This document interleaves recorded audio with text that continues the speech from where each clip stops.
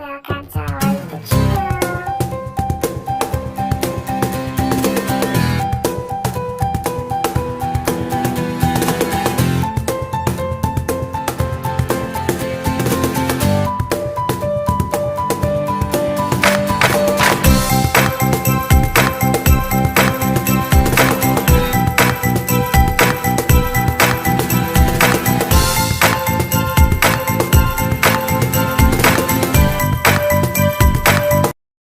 Terima kasih. Saya akan melanjutkan materi dari bab 5, yaitu pengertian tinjauan filsafat, ontologi, epistemologi, dan aksiologi filsafat adalah ilmu pengetahuan yang komprehensif yang berusaha memahami persoalan-persoalan yang timbul di dalam keseluruhan ruang lingkup pengalaman manusia. Dengan demikian, filsafat dibutuhkan manusia dalam upaya menjawab pertanyaan-pertanyaan yang timbul dalam berbagai lapangan kehidupan manusia, termasuk masalah kehidupan dalam bidang pendidikan. Jawaban hasil pemikiran filsafat bersifat sistematis, integral, menyeluruh, dan mendasar. Pada prinsipnya, filsafat menempatkan sesuatu yang berdasarkan kemampuan daya nalar manusia. Kebenaran dalam konteks filsafat adalah kebenaran yang tergantung sepenuhnya pada kemampuan daya nalar manusia. Kemampuan berpikir atau bernalar merupakan satu bentuk yang kegiatan akal manusia melalui pengetahuan yang diterima melalui panca indera diolah dan ditujukan untuk mencapai suatu kebenaran. Tinjauan ontologi, manajemen pembelajaran berbasis teori sibernetik hakikat. Manajemen pembelajaran berdasarkan teori belajar sibernetik adalah usaha guru untuk membantu siswa mencapai tujuan belajarnya secara efektif dengan cara memfungsikan unsur-unsur kognisi siswa tersebut, terutama unsur pikiran untuk memahami stimulus dari luar melalui proses pengolahan informasi.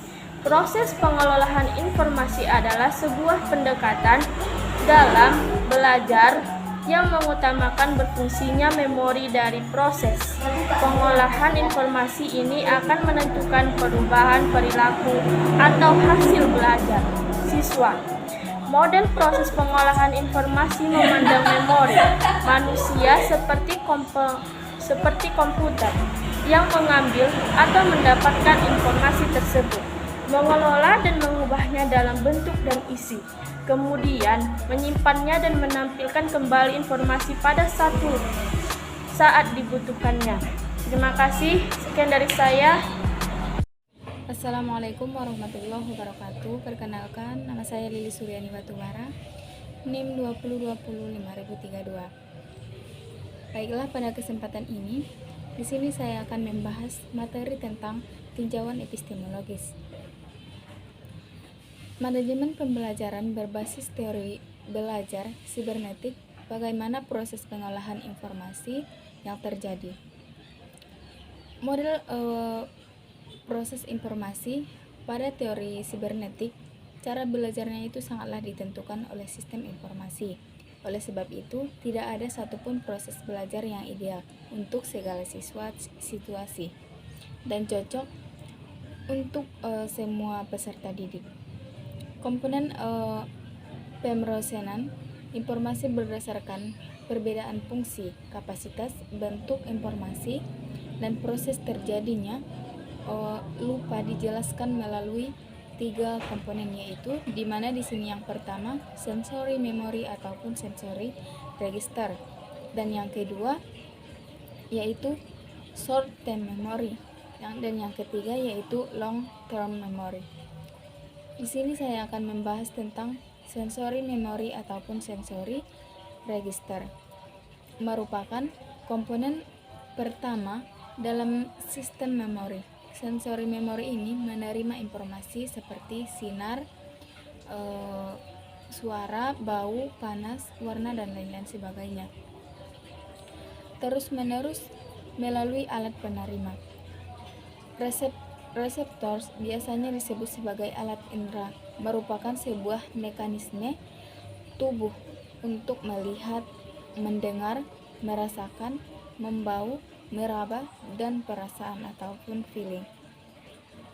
Informasi yang diterima disimpan dalam sensory memory untuk seberapa saat saja, kurang lebih dari 2 detik. Keberadaan sensory memory memiliki 2 implikasi dalam proses belajar siswa. Yang pertama yaitu siswa harus memberikan perhatian pada informasi yang ingin diingatkan, dan yang kedua, waktu mendapatkan ataupun mengambil informasi harus dalam keadaan sadar, di mana contohnya seorang siswa itu diberi informasi sangat banyak pada suatu waktu tanpa diberitahu informasi mana yang penting untuk diperhatikan, maka kemungkinan akan kesulitan untuk mengingat ataupun mempelajari semua informasi tersebut. Nah, setelah stimuli ataupun informasi diterima sensory memory, otaknya mulai bekerja untuk memberi makna informasi tersebut yang disebut sebagai resepsi. Persepsi manusia terhadap informasi yang diterimanya berdasarkan realita, objek yang ditangkap, dan pengetahuan yang telah dimiliki. Persepsi terhadap stimuli bisa saja tidak asli karena proses persepsi dipengaruhi oleh kondisional materi pengalaman yang sebelumnya. Saya akan menjelaskan tentang short term memory atau STM. Short term memory adalah bagian dari memori manusia, komponen kedua yang menyimpan informasi menjadi pikiran-pikiran. Informasi yang diterima oleh seseorang dan mendapatkan perhatian selanjutnya dikirim ke dalam sistem memori short term memory atau STM. Informasi yang masuk dalam short term memory atau STM berasal dari sensory memory dan mungkin dapat pula dari komponen dasar ketiga sistem memori, yaitu dari long term memory atau LTM. Keduanya seringkali terjadi bersamaan. Salah satu cara untuk menjaga ingatan terhadap informasi dalam short term memory atau STM adalah dengan mengulang dengan latihan atau rehearsal. Oleh karena itu, latihan sangat penting dalam proses belajar. Long term memory ini juga merupakan bagian dari sistem memori manusia yang menyimpan informasi untuk sebuah periode yang cukup lama. Long term memory ini juga diperkirakan memiliki kapasitas yang sangat besar dan sangat lama untuk menyimpan informasi. Namun, hanya sedikit saja yang diaktifkan, sebab hanya informasi yang ada dan sekarang sedang dipikirkan yang dikerjakan oleh ingatan atau memori. Informasi yang diperoleh dalam jaringan kerja ini melalui speed of excitation, yaitu pencarian kembali informasi berdasarkan keterangannya dengan informasi-informasi yang lain. Informasi yang tersimpan dalam LTM tidak akan pernah terhapus atau hilang. Persoalan lupa pada tahap ini disebabkan oleh kesulitan atau kegagalan memunculkan kembali informasi yang diperlukan. Perkenalkan, nama saya Serina Rodogita Sihaan, NIM NIM 2020-50236. Baiklah, saya akan menjelaskan tentang tinjauan aksiologi. Tinjauan aksiologi manajemen pembelajaran berbasis teori sibernetik, kajian tentang hakikat teori belajar sibernetik yang diuraikan pada bagian ontologi dan epistemologi di atas, beraplikasi pada aplikasi pengelolaan pembelajaran yang dikelola guru agar dapat mencapai tujuan belajar secara efektif. Woolfolk pada tahun 1995 dalam Baharudin 2007 memberikan alternatif bagaimana tindakan pendidik untuk mengelola pembelajaran yang baik, yakni dengan menempatkan peran penting elaborasi atau elaboration organisasi dan konteks untuk mengintegrasikan pengetahuan baru dengan pengetahuan yang sudah ada dalam memori. Elaborasi merupakan cara penambahan makna baru terhadap informasi baru dengan cara menghubungkan dengan pengetahuan yang sudah ada atau yang sudah dimiliki. Dengan demikian, elaborasi ini digunakan untuk membangun sebuah pemahaman terhadap informasi baru atau mungkin proses mengubah pengetahuan yang sudah ada. Elaborasi sebagai sebuah pembentuk pengulangan yang dapat menjaga keaktifan kerja memori jangka panjang sehingga cukup memungkinkan untuk penyimpanan permanen dalam long term memory atau LTM. Organisasi adalah elemen kedua dari proses belajar. Informasi yang terorganisir dengan baik akan lebih mudah dipelajari dan diingat. Mempelajari sebuah konsep akan lebih mudah untuk diingat bila disusun dengan baik, misalnya dalam bentuk tabel, diagram, dan sebagainya. Konteks adalah elemen ketiga dari proses mempengaruhi peristiwa belajar. Aspek fisik dan emosi atau ruangan emosi yang dirasakan pada saat belajar akan diproses dengan informasi yang dipelajari saat itu. Sebuah informasi akan mudah dipelajari dan diingat bila konteks yang melatar belakangi informasi tersebut sama dengan konteks informasi yang sudah ada. Oleh karena itu, siswa akan lebih senang belajar di ruang kelasnya sendiri yang sudah biasa ditempati daripada belajar di ruang lain yang baru. Menurut Gagne dan Briggs, memori kerja manusia mempunyai kapasitas yang terbatas. Oleh karena itu, untuk mengurangi muatan memori kerja perlu memperhatikan kapabilitas belajar, peristiwa pembelajaran, dan pengorganisasian atau urutan pembelajaran. Belajar bukan sesuatu yang bersifat alamiah, namun terjadi dengan kondisi-kondisi tertentu, yaitu kondisi internal dan kondisi eksternal. Sehubungan hal tersebut, maka pengelola pembelajaran dapat dalam teori pembelajaran sibernetik menurut pembelajaran untuk diorganisir dengan baik yang memperhatikan kondisi internal dan kondisi eksternal. Kondisi internal peserta didik yang mempengaruhi proses belajar melalui proses pengolahan informasi dan yang sangat penting untuk diperhatikan oleh guru dalam mengelola pembelajaran antara lain yaitu kemampuan awal peserta didik. Kemampuan awal peserta didik yaitu peserta didik telah memiliki pengetahuan atau keterampilan yang merupakan syarat sebelum mengikuti pembelajaran. Tanpa adanya kemampuan prasyarat ini, peserta didik ini tidak dapat diharapkan mampu mengikuti proses pembelajaran dengan baik. Kemampuan awal peserta didik dapat diukur melalui tes awal, interview atau cara-cara lain yang cukup sederhana seperti melontarkan pertanyaan-pertanyaan. Yang pertama, motivasi. Motivasi berperan sebagai tenaga pendorong yang menyebabkan adanya tingkah laku ke arah tujuan tertentu. Dalam proses belajar, motivasi intrinsik lebih menguntungkan karena dapat bertahan lebih lama. Yang kedua, perhatian. Perhatian merupakan strategi kognitif untuk menerima dan memilih stimulus yang relevan untuk diproses lebih lanjut di antara sekian banyak stimulus yang datang dari luar. Perhatian dapat membuat peserta didik mengarahkan diri ke tugas yang diberikan, melihat masalah-masalah yang akan diberikan, dan memilih dan memberikan fokus pada masalah yang akan diselesaikan dan mengabaikan hal-hal lain yang tidak relevan. Yang tiga, persepsi.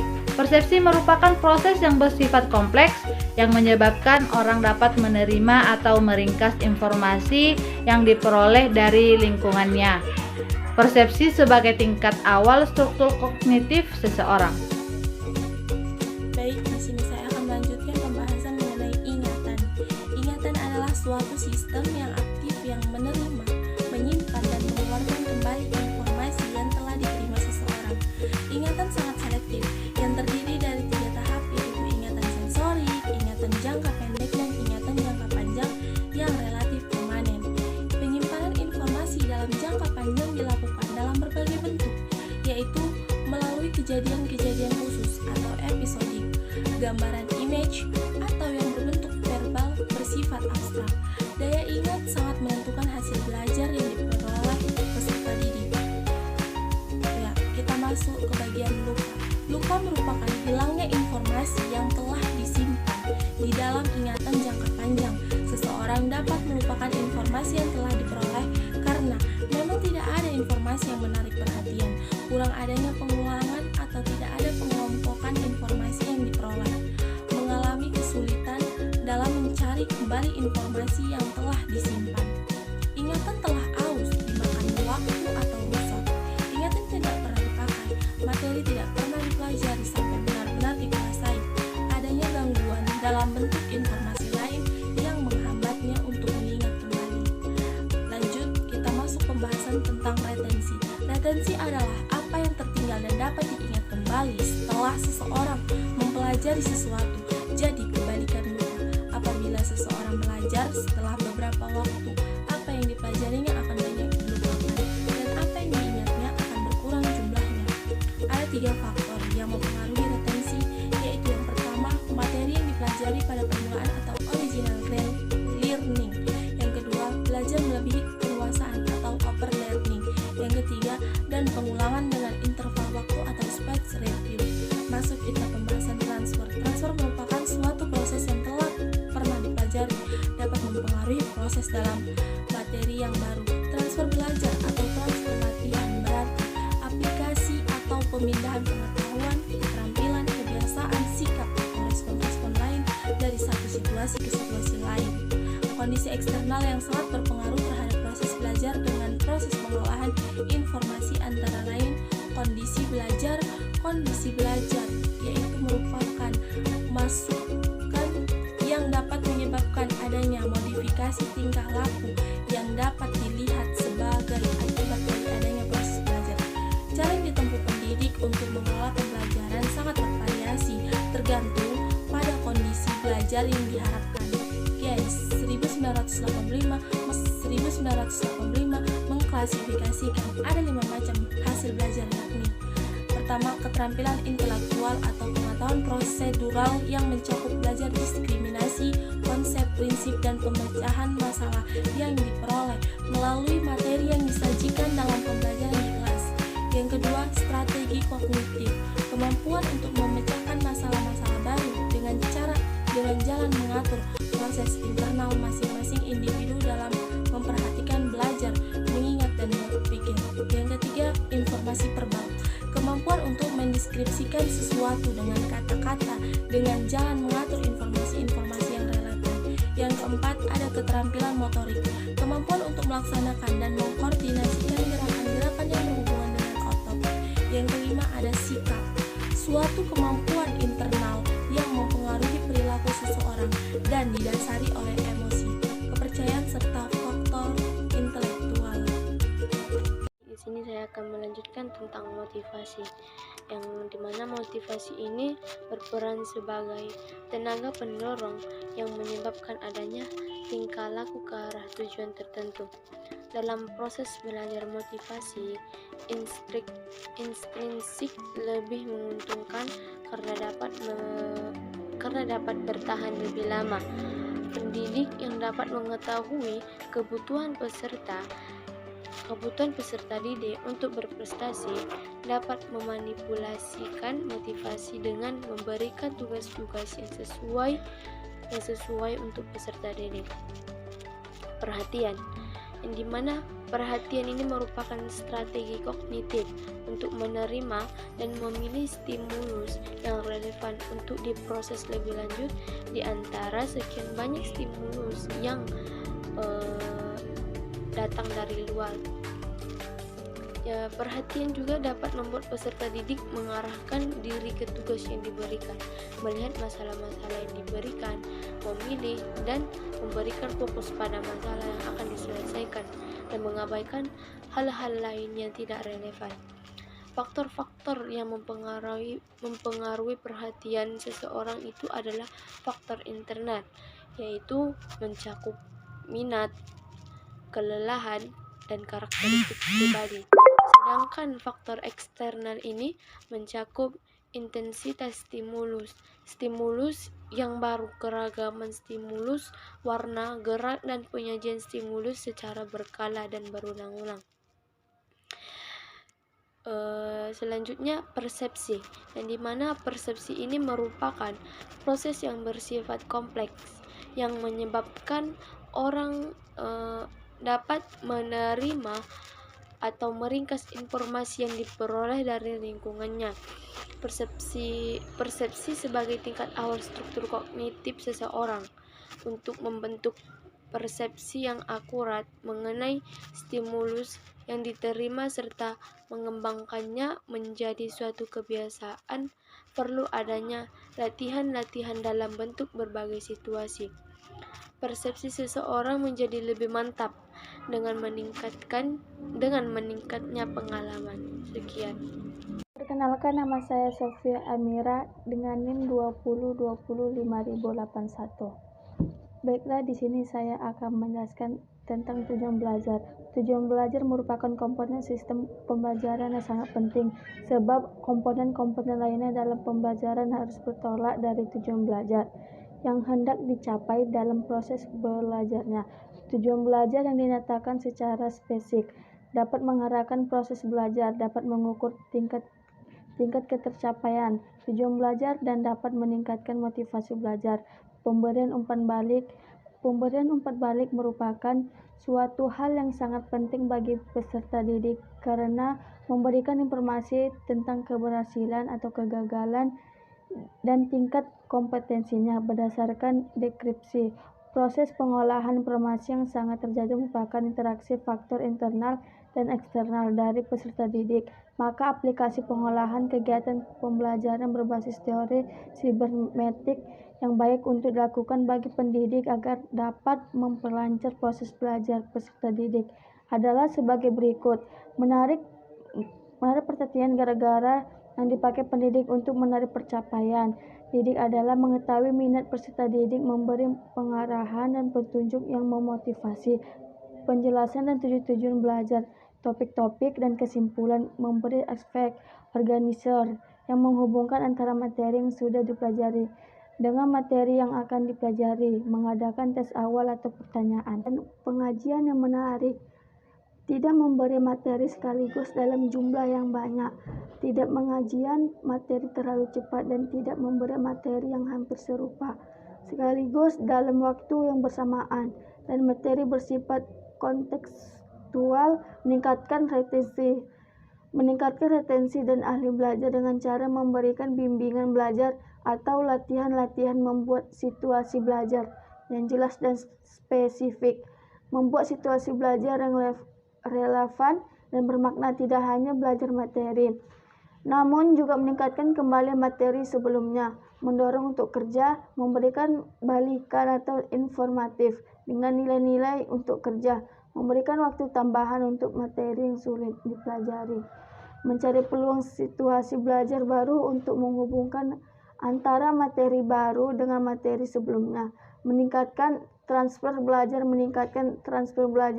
dengan cara beberapa, yaitu penyajian materi belajar secara teratur, menurut kritis, belajar dengan yang sederhana yang sulit, memberikan kesempatan untuk mengadakan latihan dari materi yang dipelajari ke dalam situasi yang sesungguhnya di luar kelas, memberikan kesempatan merencanakan sendiri, kesempatan untuk melakukan tugasnya, memberikan tugas-tugas yang serupa, memberikan materi yang bermakna bagi peserta didik, juga menerangkan terdapat 3 prinsip kondisi eksternal atau dari pembelajaran yang mempelajari proses belajar, yakni keterdekatan situasi stimulus yang hendak direspon oleh siswa harus disampaikan sedekat mungkin waktunya dengan respon yang diinginkan. B. Mengulang atau situasi stimulus dan responan yang perlu diulang-ulangkan atau dipraktekkan agar belajar dapat diperbaiki dan meningkatkan. C. Menguatkan belajar sesuatu yang baru akan diperkuat apabila